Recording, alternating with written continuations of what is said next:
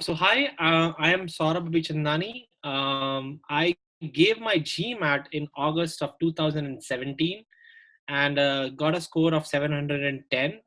This was made possible, with a lot of practice and a lot of support that I got from the Crack Verbal team. Um, as far as my background goes, I am basically a technology enthusiast who has done my master's from University of Illinois Chicago. Post that, I have worked for a startup for a couple of years and started my own entrepreneurial venture. And during this journey, I realized, the need for doing an MBA to hone my skills and improve my entrepreneurial skills mainly. And that's what kickstarted this whole process of figuring out the right B school and the next steps basically in my career journey. And I gave my GMAT, and then I started applying to colleges. My main focus area was European B schools, primarily because I was quite impressed with the diversity and the one-year program that those schools provided.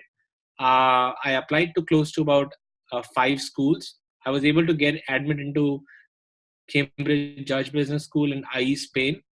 I will say throughout the journey, it was quite an interesting experience. Starting from the point when I started giving the GMAT, preparing the GMAT, to the time when I got the admit, it was a lot of kind of a roller coaster, a lot of ups and downs. I started my journey with a mock GMAT that I gave. Now this is I was almost doing GMAT off after almost about 10 years. Back I did my academics, so it was quite a challenge for me to go back to books and do all the studying. So I gave my GMAT initially. I got a score of, I think I remember, 590 or 600. And it was kind of demotivating in the beginning. But then I said, okay, this is something that I wanted to do. So I went and attended a mock class at Crack Verbal. This class was taken by one of their faculties. It was the English faculty, Manoj. His name was Manoj. Yeah, it was quite interesting, and I could see how I could improve myself, and and then my little bit of a weak point, even though I was an Indian, my little bit of weak point was quant, and I really needed some support in quant because 10 years, it was a long time. And I realized throughout the journey the GMAT is not about how much you know the formulas and things, right? It's more about how fast you can do it and how fast you can apply.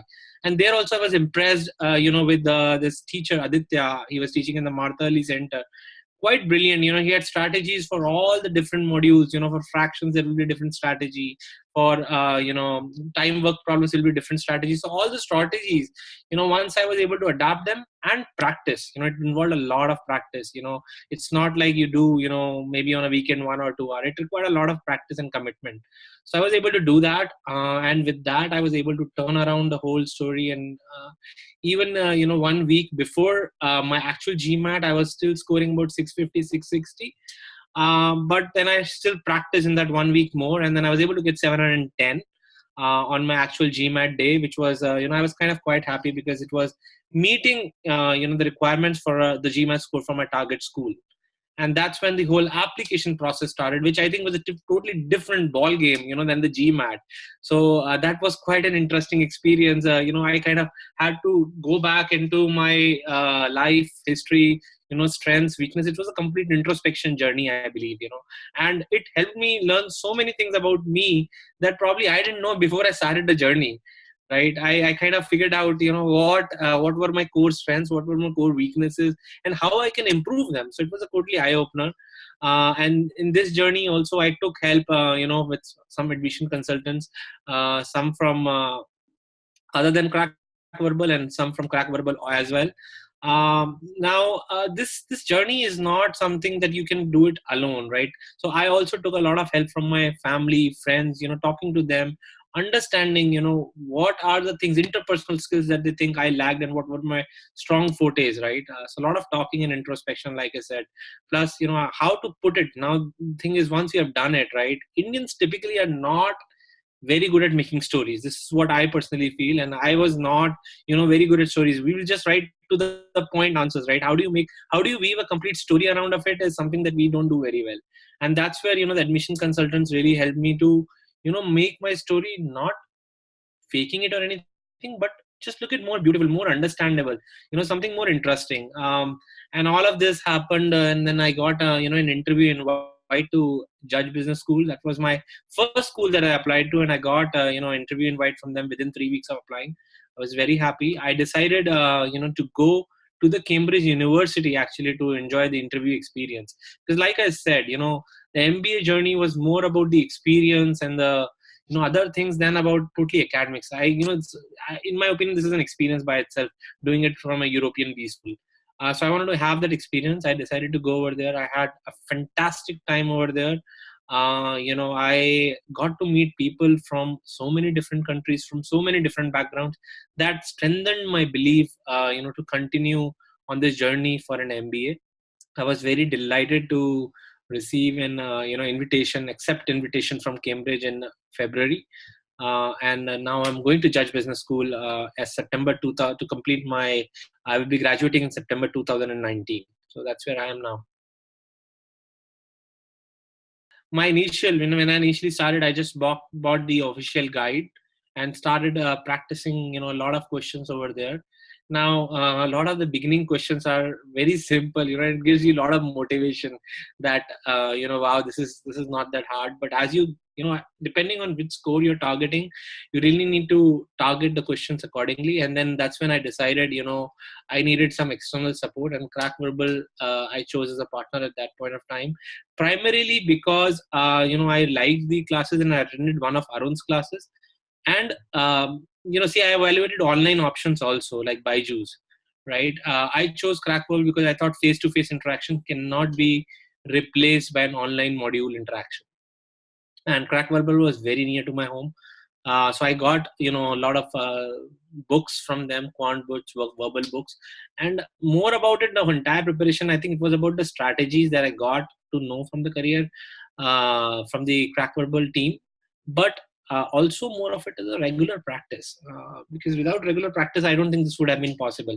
So I used to make sure that during the weekdays I'm able to at least work on some section, whether it's verbal or quant, at least 2 hours. So like I said, my main forte was I want to focus on quant, which probably might not be the case with a lot of Indians, but I wanted to focus more on quant and less on verbal.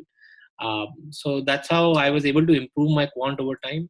Sentence correction on the verbal side, I did had a little bit of problem with sentence correction, and that's when I sat with the Crack Verbal faculty and tried to understand the concepts in more detail. And probably that kind of helped in doing sentence correction. Like basically the GMAT is also about time management, right? So for sentence correction, let's say I was doing about 2 minutes and I really need to bring it to about 1 minute to complete my test in the required amount of time. So I figured it out, which were the areas where I was taking time.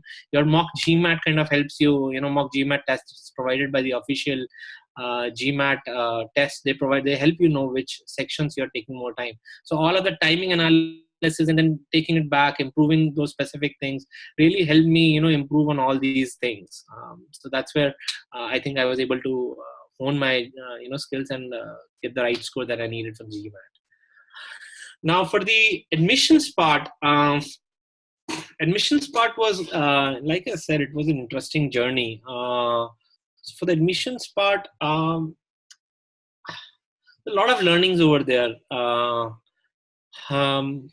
If I were to say, that how I went about all the essay writing process to be very, and the skills to kind of write these essays in a very professional manner, which is what was the most critical thing. So I realized this and I said, okay, I needed help. Right. And when I initially started with this journey, I remember, the Crack Verbal team shared with me a document which was full of questions. And I was like, okay, this sounds like, there's a lot of introspection. And it was like 10 days I was like thinking through those questions.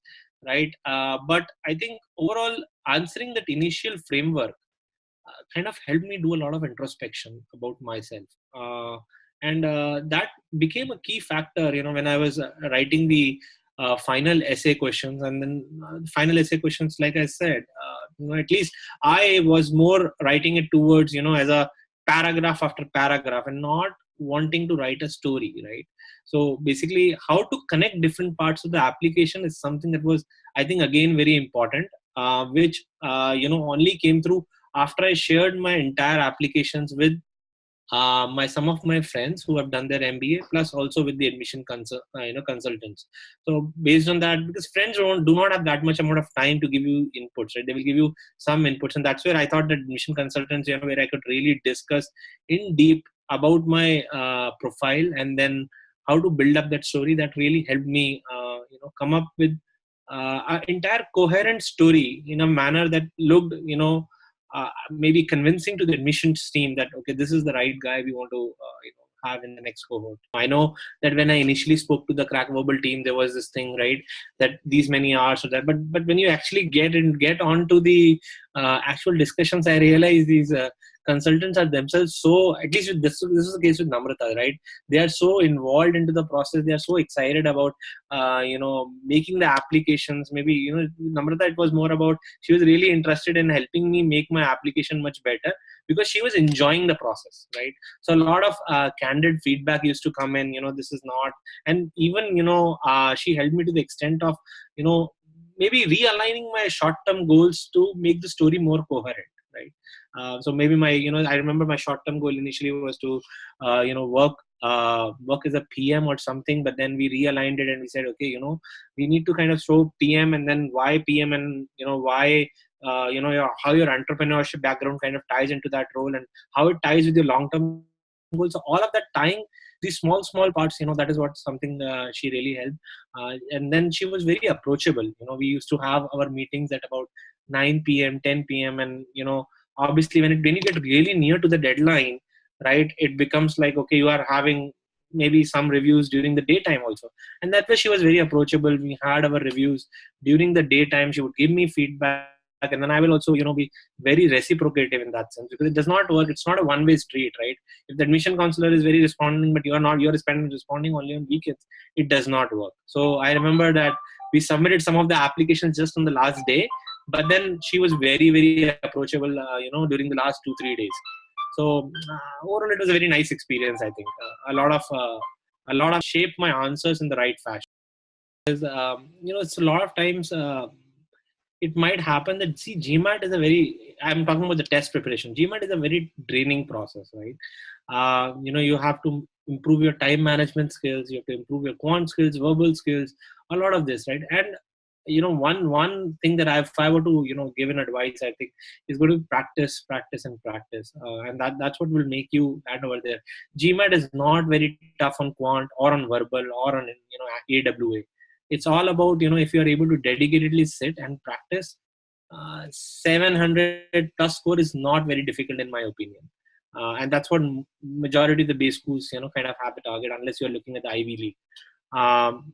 For the admissions, for the applications, like I said, it has to be a little bit of a long process. This is something that probably I did not do, but I feel, it has to be a long process where you kind of look at what these B schools are looking and kind of make your profile, work towards that. The entire story mostly is about, how you have grown in your career, and how you have always, have had achievements. So a lot of it will talk about achievements and, your strengths, and then even for weaknesses and, failures, all these applications will look for, what did you learn.